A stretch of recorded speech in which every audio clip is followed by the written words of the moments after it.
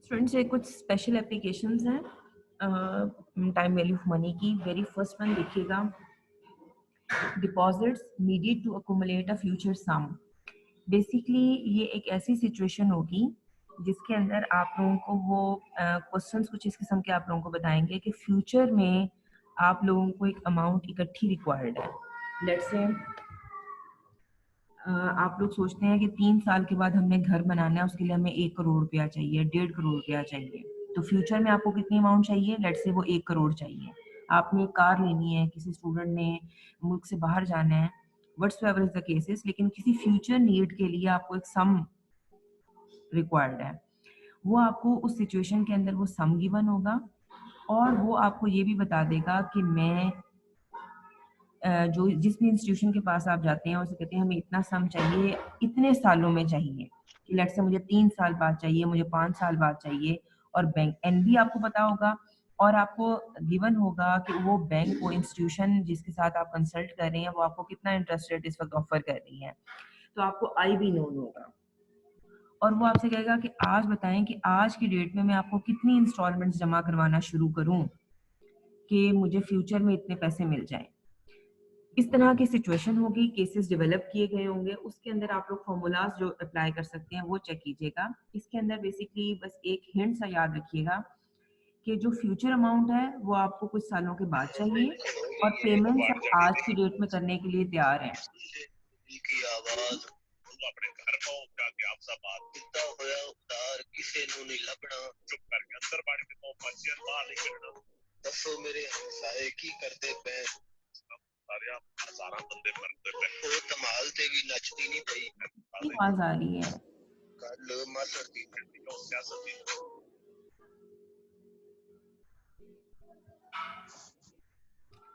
Now students ये इस तरह की सिचुएशन में आप लोगों ने हम लोगों ने एन्युटी में एक फॉर्मूला पढ़ा था, future value of annuity is equal to payment multiply by future value of interest factor of annuity. ये वाला फॉर्मूला आप लोगों ने पढ़ा था। इस फॉर्मूले को आप लोगों ने यूज करना है और आप लोगों ने बेसिकली उस केस के अंदर पेमेंट को डिटरमिन करना है। उन क्वेश्चंस के अंदर आपने पेमेंट को डिटरमिन करना है, क्योंकि जो कस्टमर बैंक के पास आता है वो कस्टमर बैंक से ये पूछता है कि मैं आप मुझे आज की डेट में बताएं कि आज की डेट में मैं आपको कितनी अमाउंट जमा करवाना शुरू करूं। तो फाइन, आप आज की डेट में पेमेंट्स करना शुरू कर देते हैं। इट मींस कि एन्युटी प्रेजेंट की डेट में एग्जिस्ट करती है, तो आप आज की डेट में पेमेंट्स करेंगे। एन और आई आपको नोन होगा, बैंक आपको ऑलरेडी बता देगा इंटरेस्ट रेट इतना है और आपको पता होगा कि वो अमाउंट आपको 5 साल बाद चाहिए, 10 साल बाद चाहिए या 15 साल बाद चाहिए, राइट। और फ्यूचर वैल्यू ऑफ एन्युटी के कितनी अमाउंट आपको चाहिए वो आपको गिवन होगी। एक एक्सरसाइज का एक इलस्ट्रेशन है वो सॉल्व कर लेते हैं, उसके बाद मैं आपको एक्सरसाइज क्वेश्चन दे दूंगी प्रैक्टिस करने के लिए। Now example देखिएगा that you want to determine the equal annual end of year deposits. Now इस स्टेटमेंट को गौर से पढ़िएगा, equal annual end of year, it means end of year से पता चल गया मुझे कि ये ऑर्डिनरी का केस है, ड्यू का केस नहीं है। ड्यू के केस में क्या होता है, पेमेंट्स जो होती हैं वो साल के शुरू में हो रही होती हैं। So this is the case of ordinary के अमाउंट आप लोगों ने साल के एंड पर, महीने के एंड पर सबमिट करनी है। यहाँ पर इक्वल और एनुअल का मतलब ये भी बता रहा है कि ये सीरीज एग्जिस्ट करती है, सीरीज एग्जिस्ट करती है और सीरीज कैसी है कि हर साल पेमेंट करनी है आपने, एनुअल पेमेंट्स हो रही हैं, एक एक साल का डिफरेंस है हर डिपॉजिट के अंदर। तो आपको कितने पैसे चाहिए? Required to accumulate $20,000। आपको 20,000 रुपया चाहिए कब? At the end of 5 years। आप चाहते हैं कि आपको 5 साल के बाद $20,000 मिल जाए और बैंक आपको इंटरेस्ट रेट कितना ऑफर कर रहा है? 6%। नाउ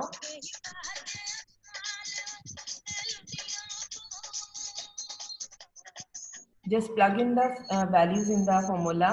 आप लोगों की फ्यूचर वैल्यू ऑफ एन्युटी है 20,000, future value of interest factor of annuity आप फाइंड आउट कर लें 6% एट 5 years। जाके आप चेक करेंगे आपकी वैल्यू आपको फाइनेंशियल टेबल में नजर आ रही है 5.637। अगर आपको फाइनेंशियल टेबल यूज नहीं करना तो you can calculate it by using the formula.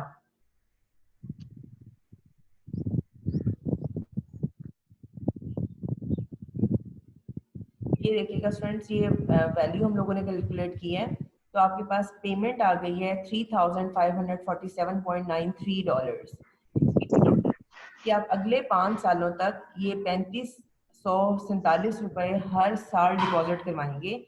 अगर आप नेक्स्ट 5 इयर्स तक यही अमाउंट डिपॉजिट करवाते रहें तो 5 इयर्स डिपॉजिट करवाने के बाद 5 साल के एंड पर आपको वो बैंक $20,000 ऑफर कर देगा।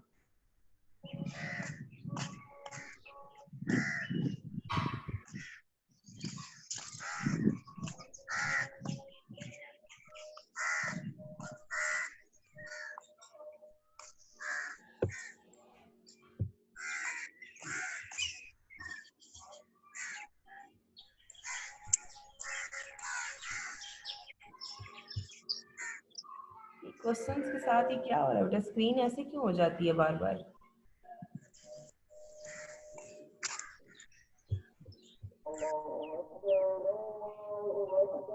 ये जो क्वेश्चंस है स्टूडेंट्स एक्सरसाइज से वो मैं आपको देख के बता दूंगी, तो उनकी आप प्रैक्टिस कर लीजिएगा।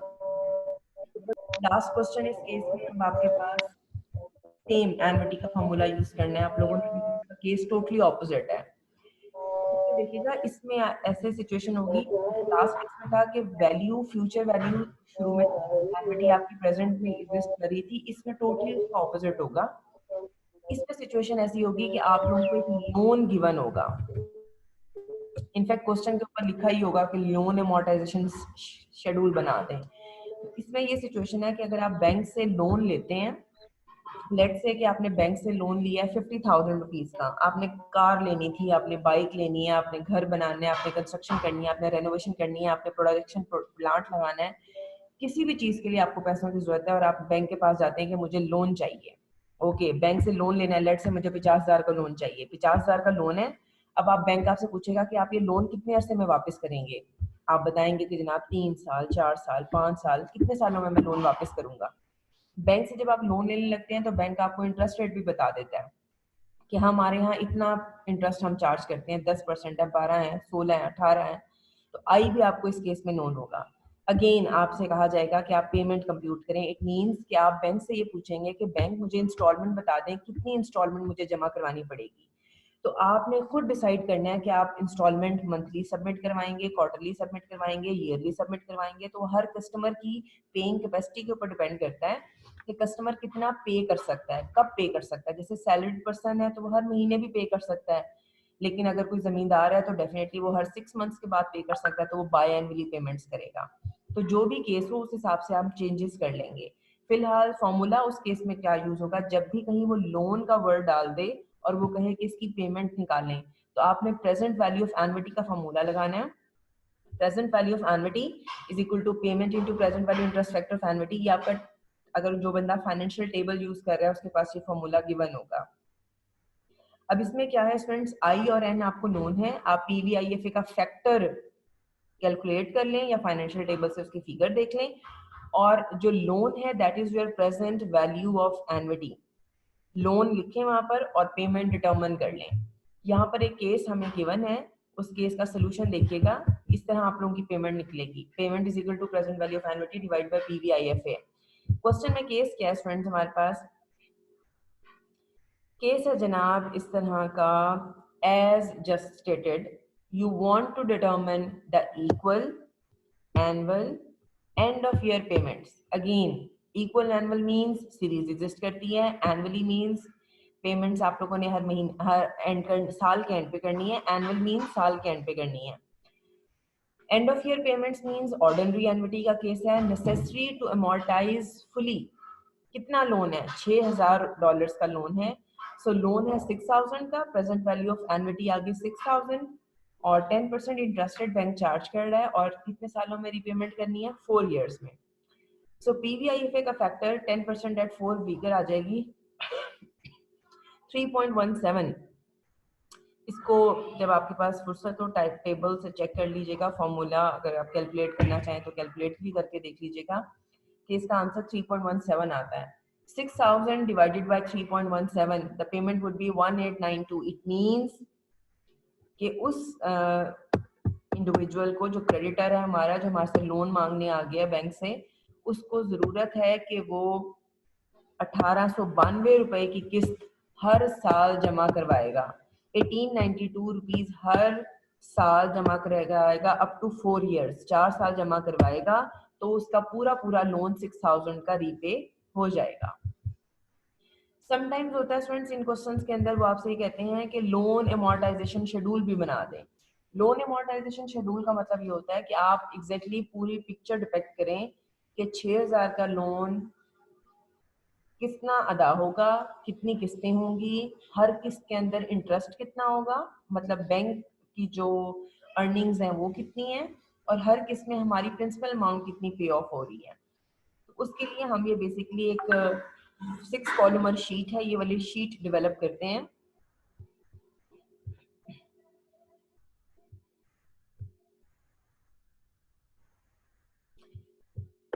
ओके, ये 6 कॉलमर शीट हम लोग डेवलप कर रहे हैं स्टूडेंट्स। इस शीट के अंदर एक कॉलम होता है beginning of the year principal, के साल के शुरू में प्रिंसिपल कितना था।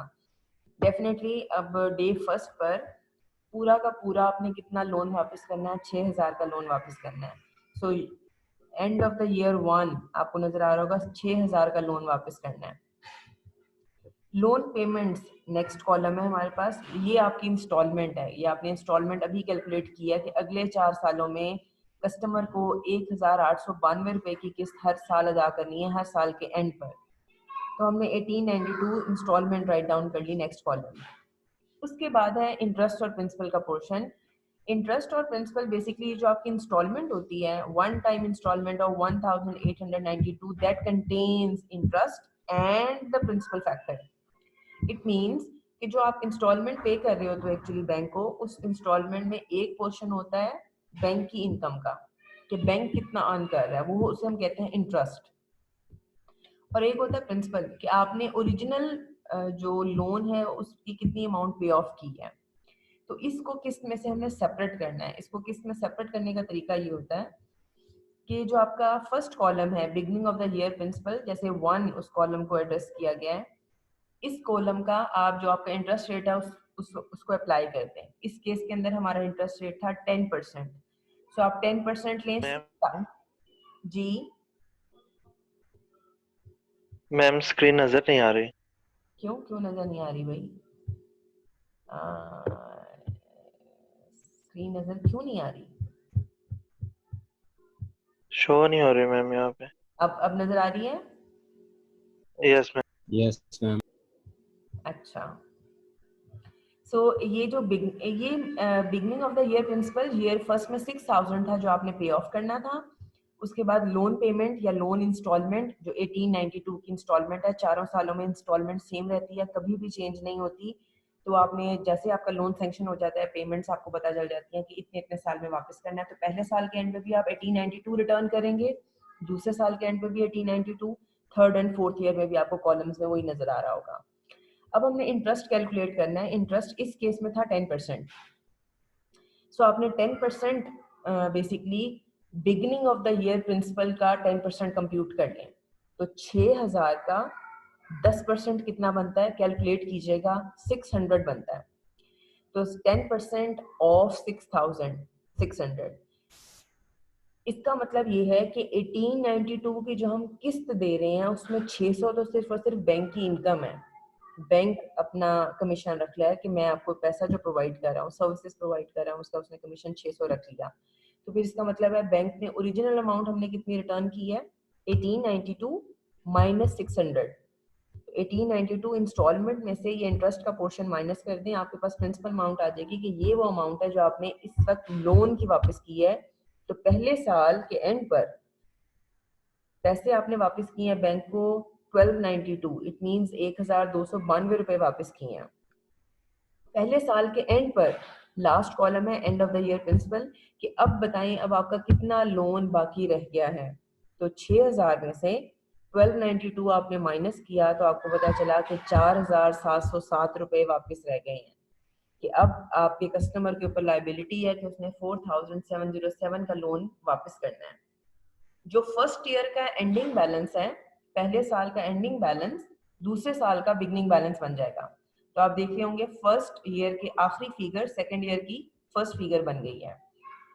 Now 4707 again same computation, instalment same है लेकिन अब इंटरेस्ट कंप्यूट होगा बिगनिंग बैलेंस का 4707 का, तो आप उसी तरह 10% कंप्यूट करेंगे 4707 जो आपका बिगनिंग बैलेंस है, तो आपके पास आंसर आ जाएगा 470।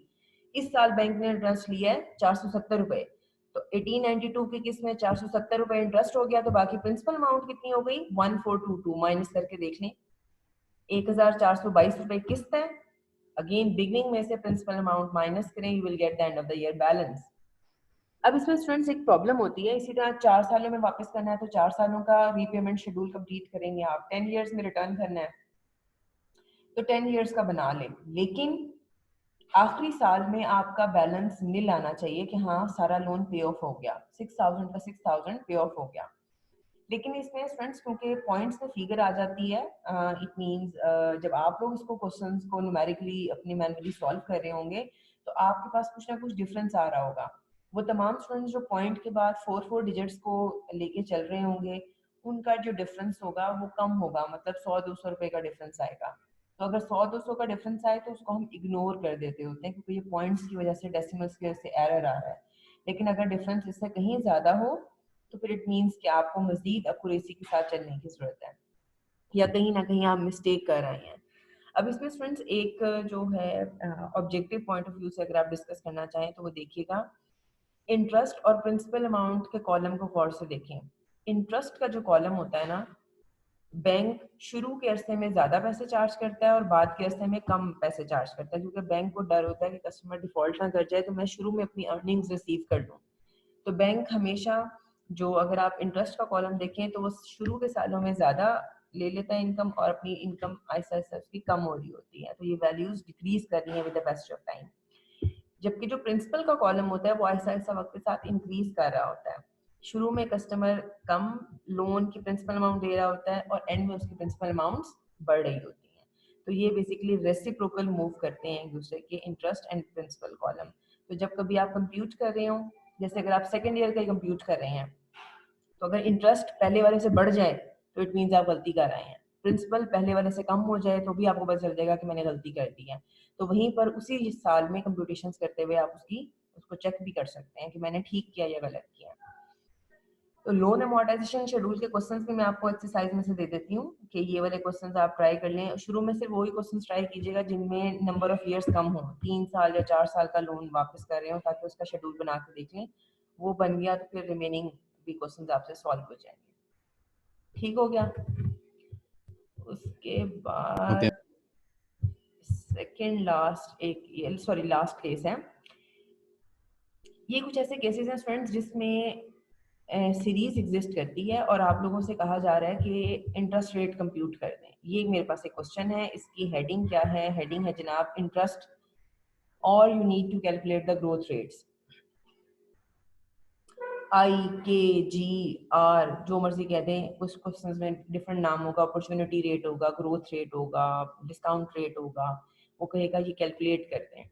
तो इसमें दो तरह के क्वेश्चंस होंगे, एक एनविटी का केस होगा और एक मिक्स स्ट्रीम का केस होगा। तो ये मेरे पास इस वक्त जो एग्जांपल सबसे पहले नजर आ रही है ये मिक्स स्ट्रीम का केस है। Ray Noble wishes to find the rate of interest or growth reflected in the stream of cash flows he received from a real estate investment over the period 1999 through 2003. इसमें है क्या students, इस question के अंदर आपको years given होंगे and certain flows given होंगे। अब अगर इस क्वेश्चन को देखें तो इसके अंदर years के अंदर कोई गैप नहीं है, इट मींस एनुअल पेमेंट्स हो रही हैं 1999, 2000, 2001, 2002, तो years में गैप नहीं है। लेकिन जो फ्लोज एग्जिस्ट करते हैं उसमें वो एनुअलिटी का केस नहीं है क्योंकि वो अमाउंट्स इक्वल नहीं है। बेसिकली उसके अंदर मिक्स स्ट्रीम का केस है। मिक्स स्ट्रीम के केस में आप लोगों ने फॉर्मूला लगाना है सिंगल अमाउंट का। सिंगल अमाउंट मेरा टाइम वैल्यू ऑफ मनी का पहला फॉर्मूला था जो मैंने आप लोगों से डिस्कस किया था। उस फॉर्मूले के थ्रू आप लोगों ने इसका ग्रोथ रेट कैलकुलेट करना है। लेकिन ग्रोथ रेट कैलकुलेट करने के लिए पहले आपने इसमें एक टेक्निकल चीज है, वो है कैलकुलेशंस ऑफ एन, कि एन कितना है। अगर आपने रट्टा मारना है तो रट्टा मारना है तो फिर ये याद रख लें कि जितनी फिगर्स हों एन उससे कम होता है, एक फिगर कम होता है।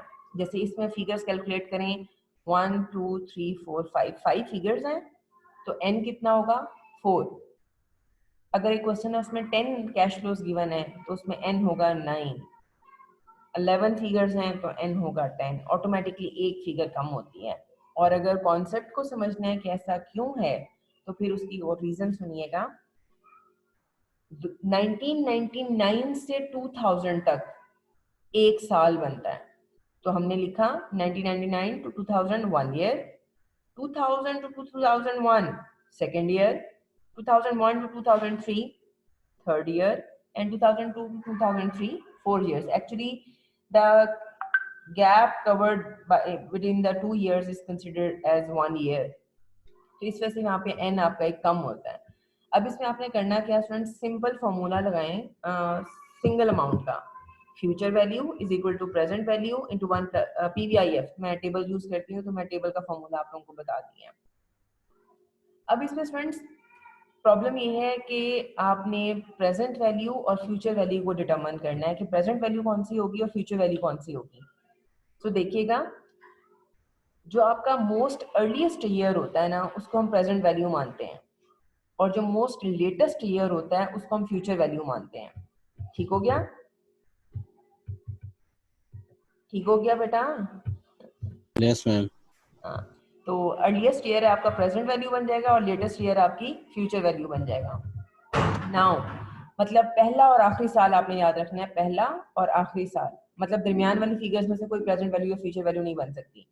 तो अब आपकी प्रेजेंट वैल्यू बन गई 1250 और फ्यूचर वैल्यू बन गई 1520, ऐसा ही है? Yes ma'am.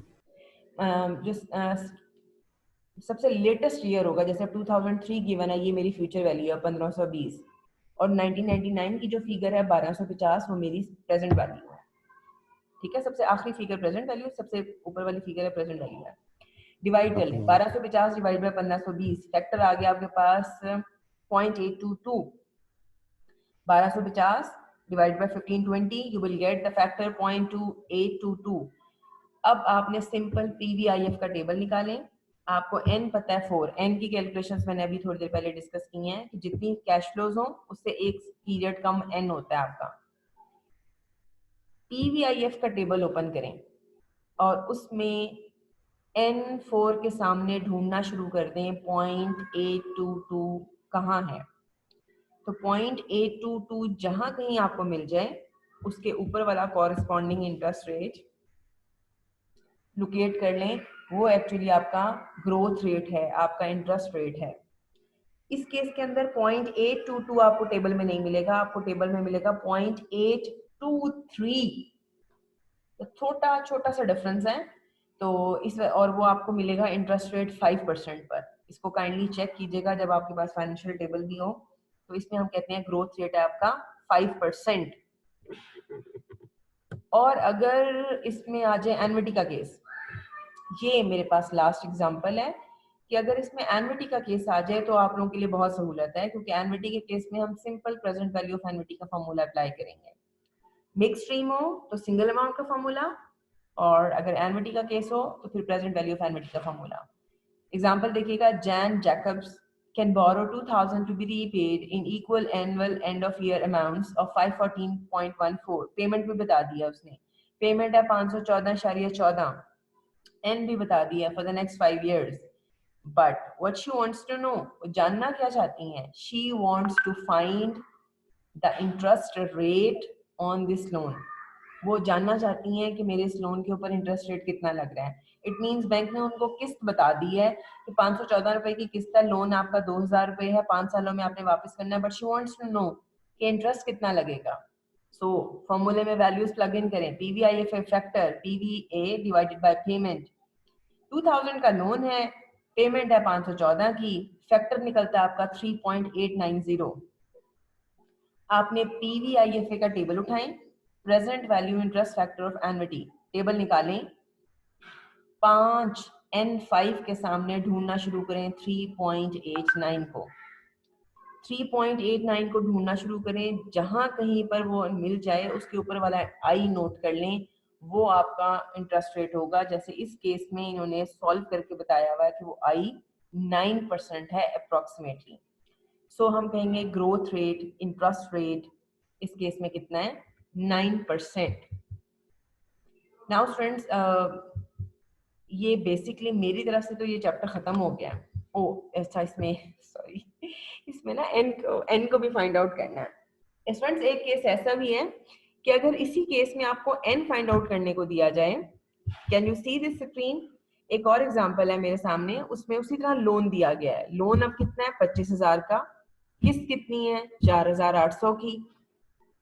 फाइन, आपने फैक्टर की कीमत निकाली, लेकिन इस केस में आई गिवन है और एन गिवन नहीं है। ओके अब आपकी जो वैल्यू आ रही है वो 5.208 आ रही है। अब आपने 11% इंटरेस्ट के नीचे ढूंढना शुरू कर देना है। पीवीआईएफए के टेबल में 11% इंटरेस्ट के नीचे ढूंढना शुरू करें। 5.208 कहाँ पर आता है? जहां पर आए उसका कॉरेस्पॉन्डिंग एन नोट कर लें। वो एन आपका एग्जैक्टली वो ईयर्स हैं जितने सालों में आप 25,000 की लोन की किस्त 4,800 से अदा कर देंगे।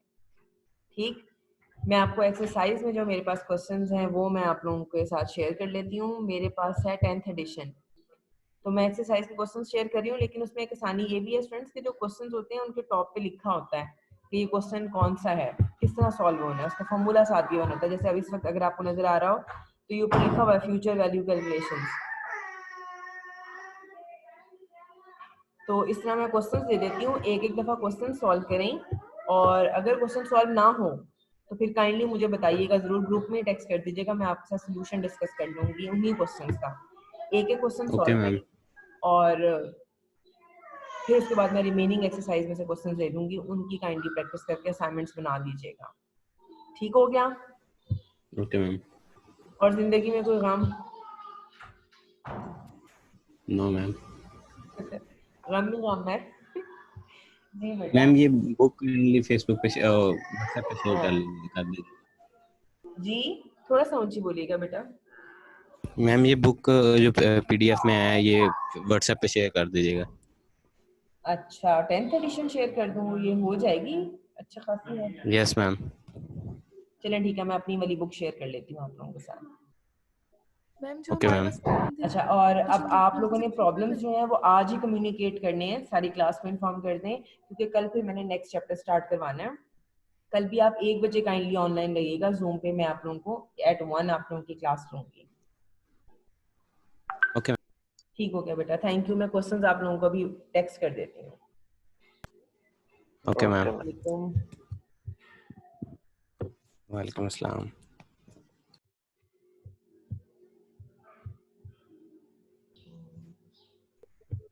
वालेकुम सलाम।